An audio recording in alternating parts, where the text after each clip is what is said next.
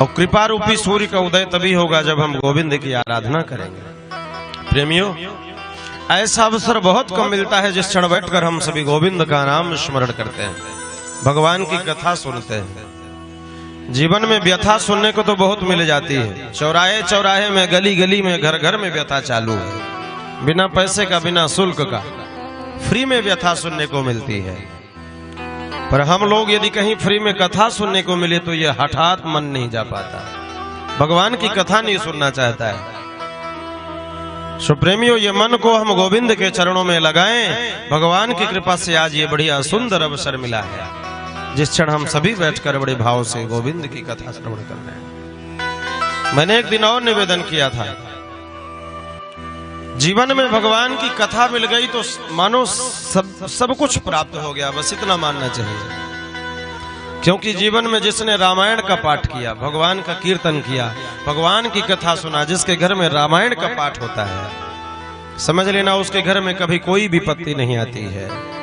रामायण में ऐसी कोई बात नहीं है जो ना लिखी, छोटी से छोटी और बड़ी से बड़ी।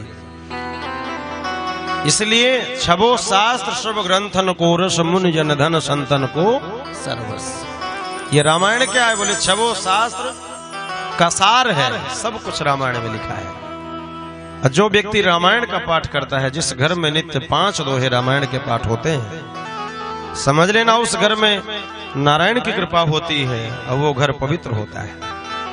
ये रामायण कोई साधारण ग्रंथ नहीं है, भागवत कोई साधारण ग्रंथ नहीं है।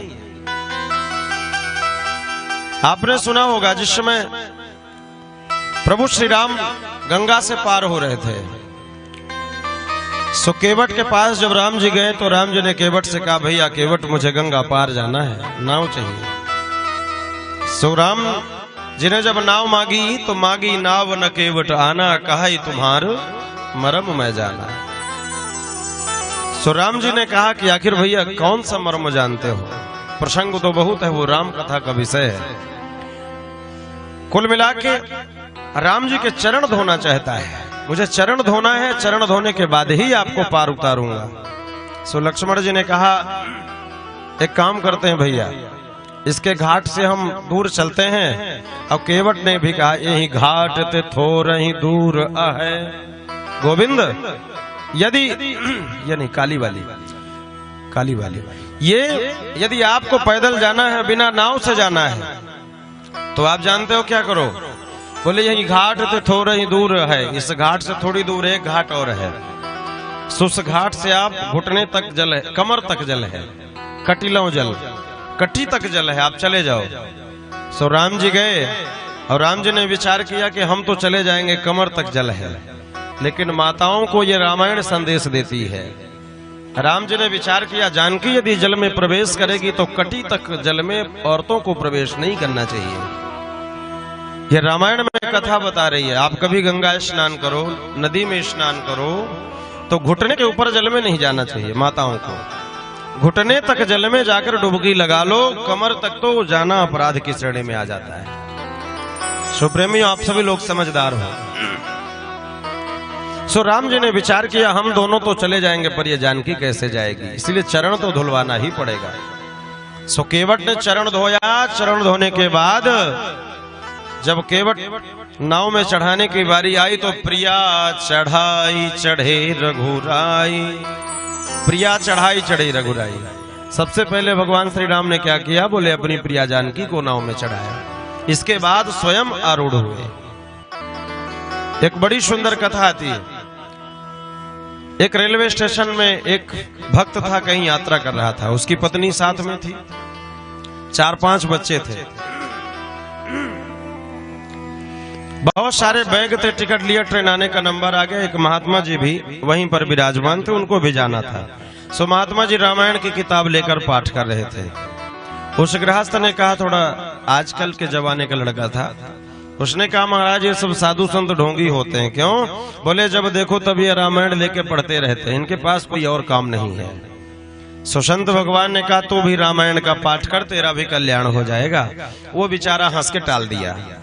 अब देखो क्या हुआ, जब गाड़ी आने की बारी आई तो महात्मा जी ने अपने रामायण को रखा, ग्रंथ को रखा, और ग्रंथ को रखकर अपने बैग झोली को लिया, सीधे जाकर के अपने वर्थ में जाकर महात्मा जी बैठे। अब ये क्या किया, बोले जब गाड़ी आई तो 5-6 बैग, सारे बैगों को ले जाकर पहले रखा, फिर बच्चों को चढ़ा दिया, और बच्चों को चढ़ाने के बाद जैसे अपने चढ़ने का नंबर आया तो गाड़ी ने हार्न दे दिया।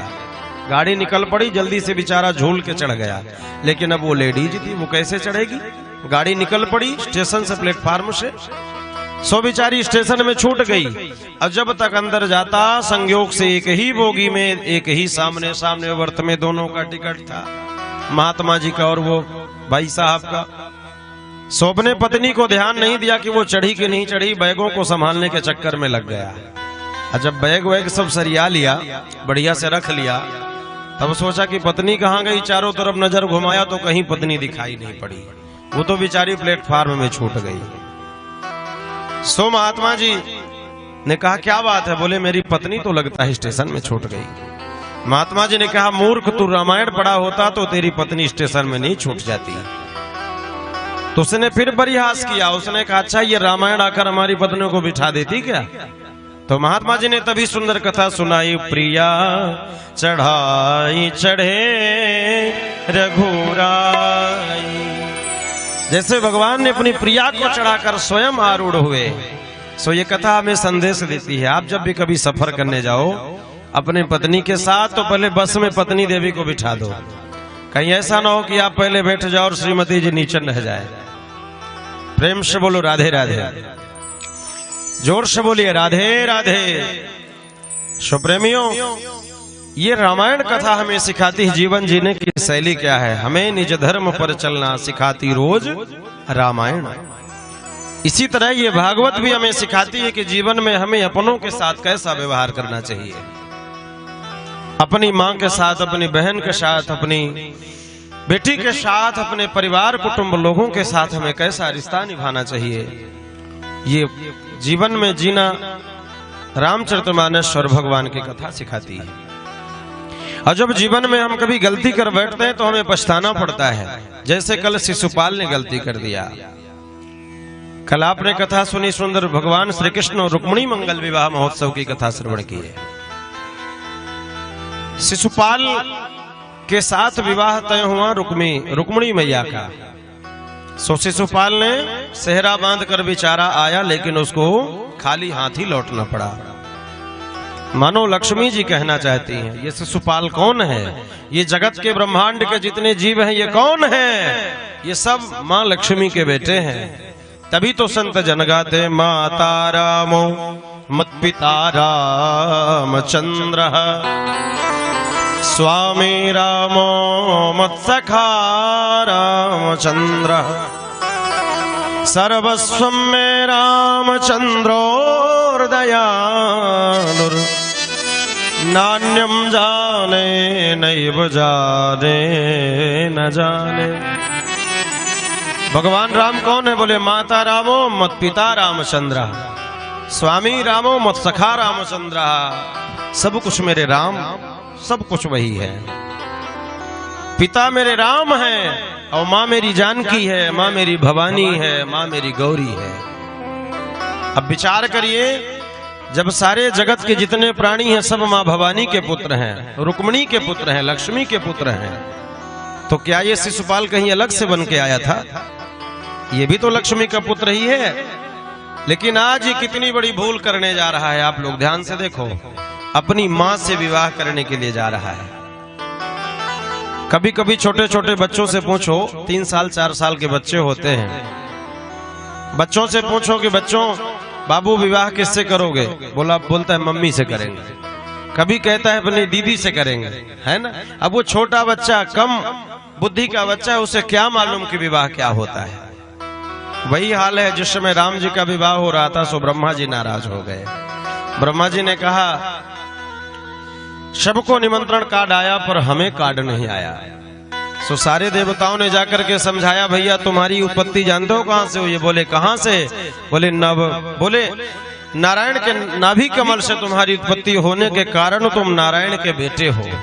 वास्तव में सृष्टि का क्रम भी यही है, नारायण के ब्रह्मा, ब्रह्मा के ये सारे ऋषि, फिर ऋषियों के हम सभी संतान हैं। सो आज मानो एक बड़ी सुंदर कहावत है। एक बार पति पत्नी अपने विवाह के एल्बम का फोटो देख रहे थे।